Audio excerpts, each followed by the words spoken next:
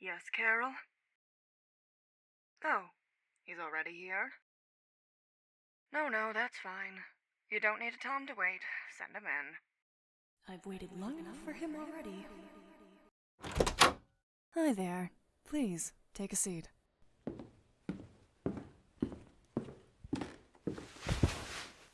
You probably already know this because I own the company. But I'm REIKA. And, well, I already know who you are. I've got your file right here. But it's nice to meet you. Well, I'm glad the feeling's mutual.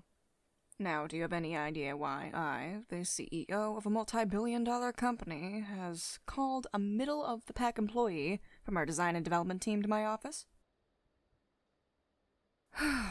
No, it has nothing to do with your work on Project OR or any issues with it. Though I do appreciate that you brought all your files on it just in case. In fact, in looking over your file in preparation for this meeting, I was surprised to learn that we actually have you to thank for the project being 3 weeks ahead of schedule. You've pulled a lot of late-night shifts to keep up that pace, sweetheart, and I can respect and appreciate that kind of work ethic. You're welcome, then. Although I don't expect thanks for praise of honest hard work. Now, as I said, this isn't about Project OR. Do you have any other ideas as to why I might have called you here today?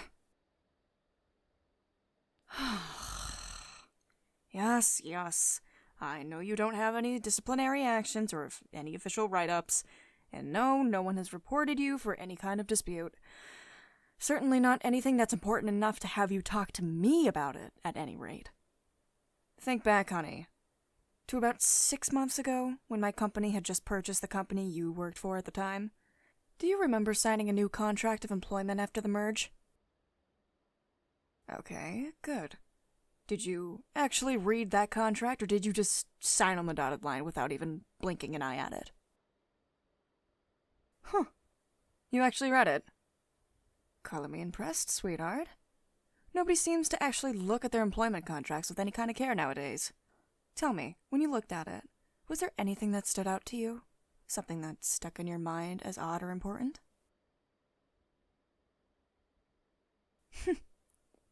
Yes. I suppose the pay increase and stock options for all employees would be the thing that stuck out the most in your mind at the time. Can't exactly blame you for focusing the most on that, though. I can imagine that was something of a big deal for you and your coworkers. What I was actually getting at was the nutrition and dietary clauses in the contract, and the new programs that came with them. Yes, those clauses are the reason that you and your fellow employees have had to take a full physical and blood samples by a registered nurse every couple months to check your health and nutrition levels. We've been running your blood sugar, levels of vitamins, and comparing your weight to your baseline weight from the beginning of the quarter, and to, theoretically, a healthy weight determined by your doctor, amongst other things. Those clauses were put in place alongside a series of programs that provide food and nutritional health education to all employees. You've probably seen the free lunches in all of our buildings' cafeterias and the takeaway meals we offer during the evenings, but the programs go far beyond that. We also have a program that sends groceries home with employees that are carefully formulated to provide the correct amount of calories, starches, fibers, protein, etc. And it's not just enough groceries for just the employee either. The programs also provide food for any dependents that said employee might have as well. It is a good system, yes. And we've actually seen an incredible increase in employee efficiency and retention. If I'm honest, I was completely prepared to have the programs be a net loss and just take the tax benefits. But with how much we've increased our efficiency and speed over the last quarter, we're actually seeing a massive benefits and profits from it. But like I said, that wasn't the goal or concern at the time. Now, that's the different programs and what they're doing. That's just a result of the clauses in that contract you signed, not what the clauses actually do. I'm going to assume you don't actually remember what those clauses said, sweetheart? No, I didn't think that you did. See, those clauses set a new requirement for all of our employees that they must meet. When you sign that contract, you agree to keep your body in a safe, healthy state. Specifically, the clause you and I care about today is the one that says you need to be hitting specific benchmarks in nutrition and calorie consumption-wise. To put that in layman's terms, sweetheart, when you signed that contract, You made a legal promise to eat enough food and get enough nutrients to not starve yourself or cause yourself to be malnourished. Easy, right? Especially with the raises we give you and all the programs we've set up to make sure all of our employees are fed. But apparently for one specific employee and for only one employee, that little clause has been seemingly impossible. Which really is too bad for them, because that clause has a lot of penalties for failing to take basic care of themselves. Oh yes, many penalties, sweetheart. Increased required checkups, loss of stock options, being dropped to the lowest tier healthcare plan, reduction of weekly work hours, loss of vacation days, and even substantial pay cuts. All until your condition improves. And those are just the start, if you and your condition don't improve. If it goes on long enough, you can even be fired for it. And I do mean you. You've been failing to hit your dietary and nutritional benchmarks for months. You were given multiple official warnings to fix the problem before disciplinary action became necessary, and you seemingly ignored every single one. I don't need your files here to tell me that you're starving yourself, honey. Your cheeks are sunken in, and I can count your ribs through your shirt. I honestly have no idea how someone in your state is working as many hours as you are, let alone staying productive.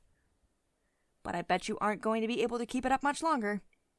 So, I want you to tell me why on earth, with all of the programs we have for you, on top of the very generous raises we've been giving you, how you're still managing to starve yourself. I'm sorry? What was that? Don't mumble to the woman who controls whether or not your entire department stays employed, honey. Speak up. Louder.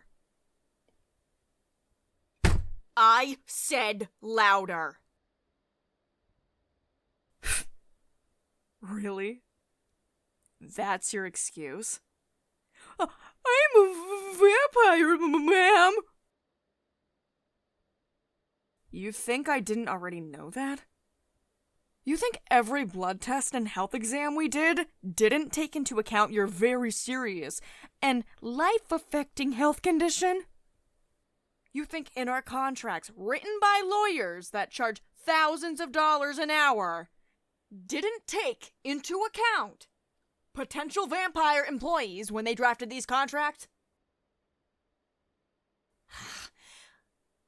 And you said it like it should explain everything.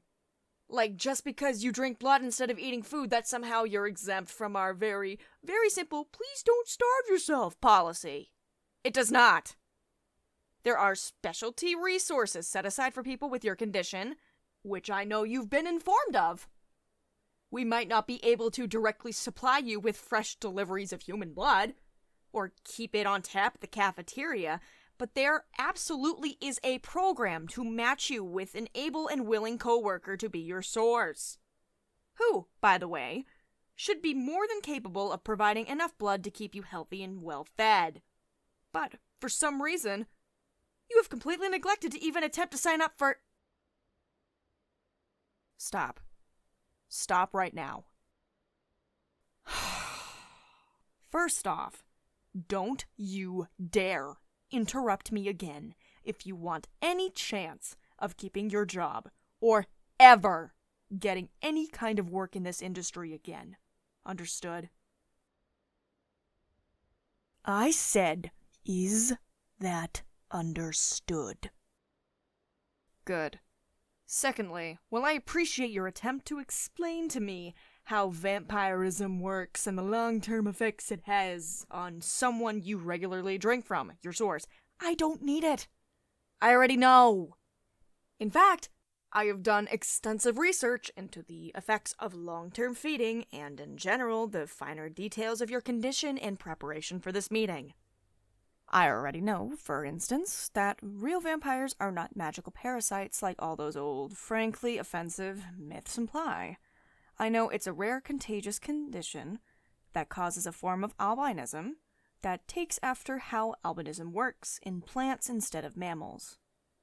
That vampires cannot produce their own nutrients and require another human to provide that nutrients for them through their blood.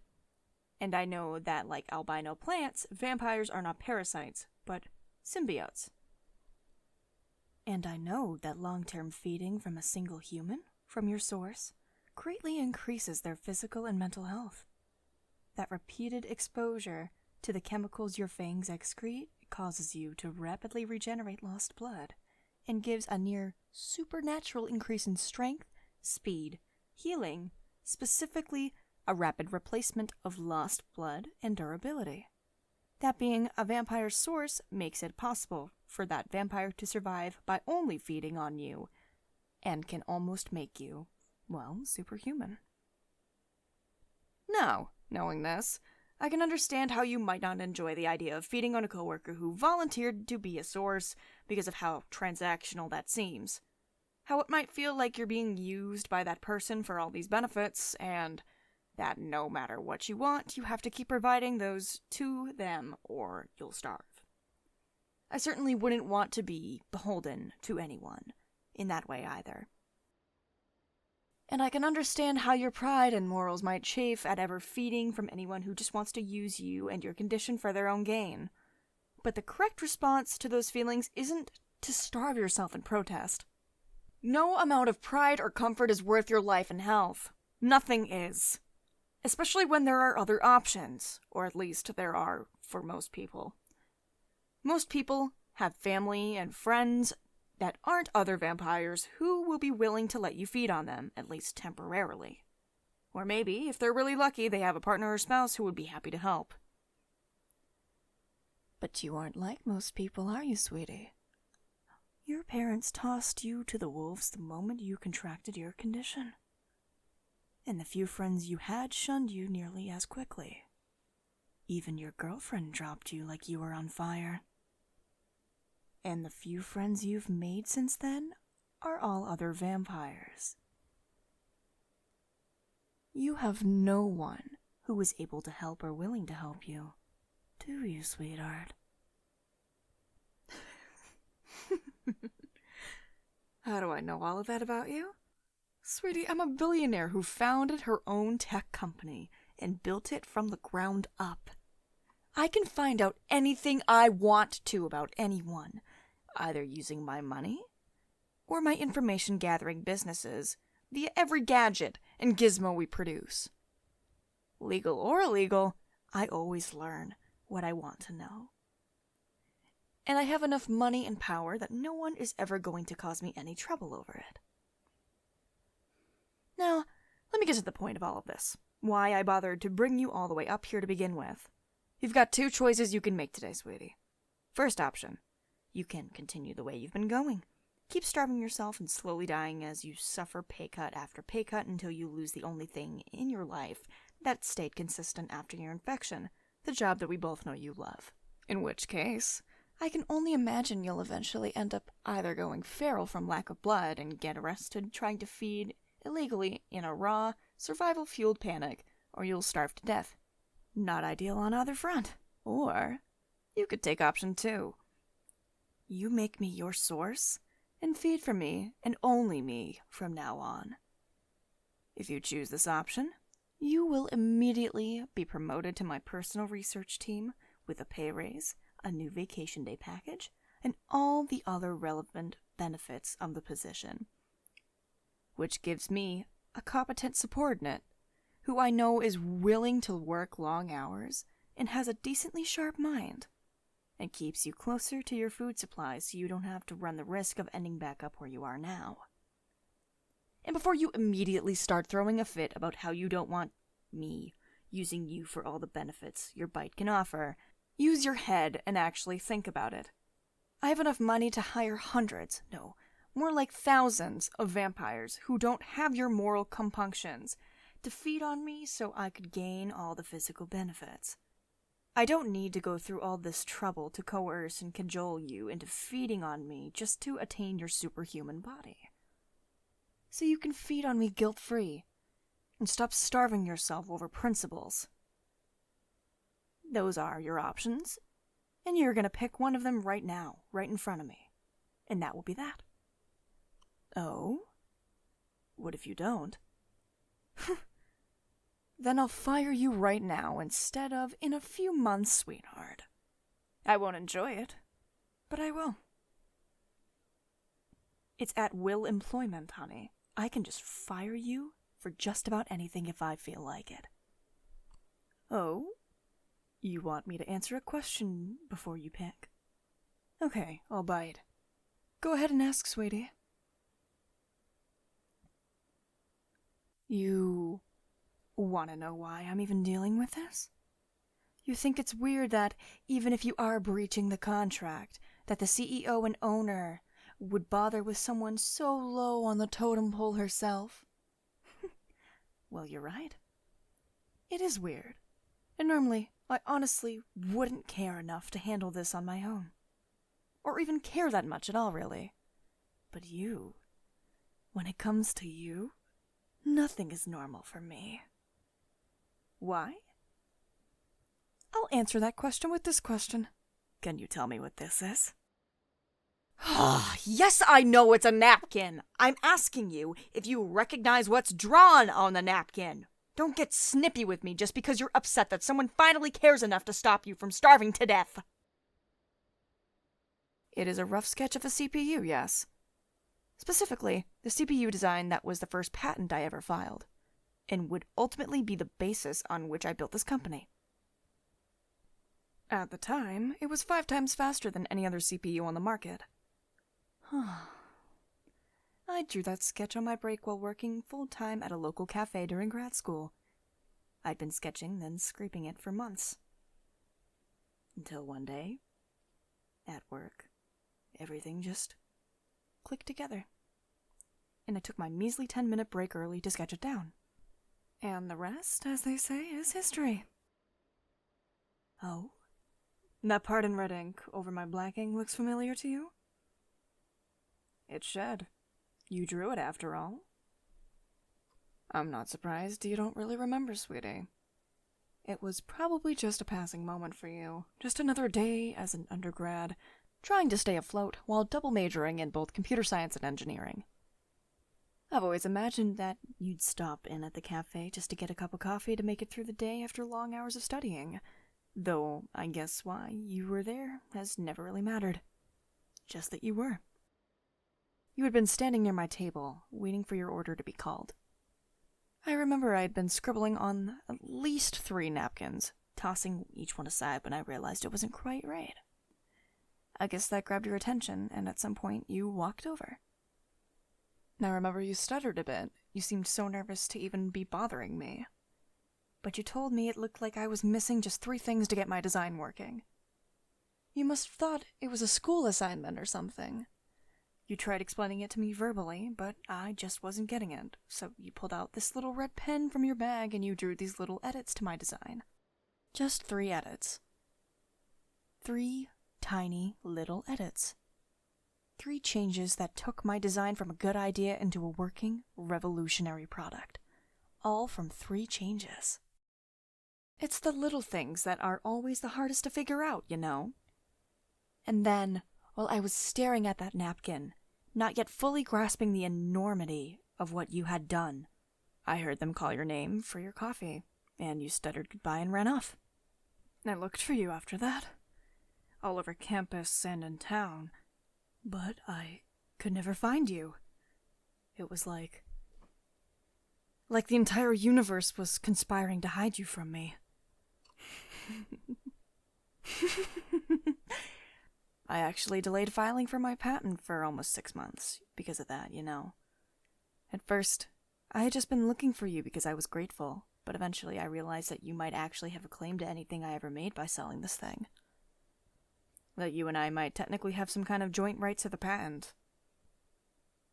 That I'd get everything I ever wanted, and then you'd show up with a story about me, a napkin, and a cafe, and steal it all away in a massive lawsuit. 6 months was as long as the fear could hold out against my sense of triumph and my need to succeed, though. And, as you can tell, I eventually filed the patent. And I earned my fortune. But I never stopped looking for you, sweetie.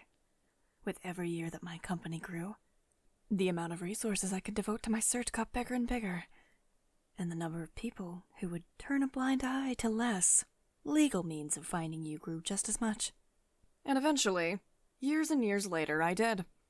Turns out, that stupid cafe got your name wrong. I'd been looking for a mispronunciation and misspelling this whole time. Not to mention that when you helped me, you hadn't been infected yet. Back then, your skin was tan and your eyes were this gorgeous natural hue, not red. Not that red doesn't suit you, sweetie, it absolutely does. But that made finding you all the more difficult, because I hadn't been looking for a vampire. Eventually, though, I did find you, and I started to gather as much information as I could on you. At first, it was so I could figure out the best way to thank you for all you've done for me, while also getting you to relinquish all claims to my patent. As I watched you, though, I realized that you'd never try to claim my patent as yours. Watching you at that tiny little tech company you were way too good for, I watched how you always gave credit and build up everyone around you before you took any for yourself. I very much doubt a man who helps his colleagues get raises and promotions at his own detriment would try and claim my patent based on 3 little drawings he made years ago, even if you would have had every right to. Once I was sure I had nothing to worry about as far as the patent went, I was very, very excited to swoop into your life and start to properly thank you for all you'd done for me, to tell you what your 3 little additions to that napkin had done in my life, to show you how much change and influence your small act of kindness caused. Only, I'd watched you long enough to know you'd never accept it.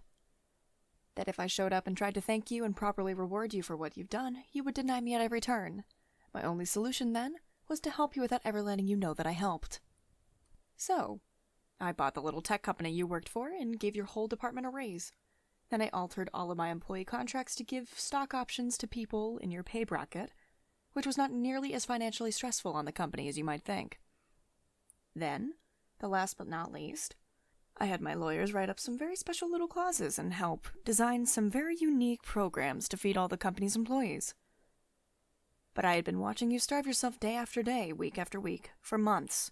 You were barely surviving off of animal blood, and the little bit of human blood you could afford to buy on the open market, and I see no other way to get you a steady food source.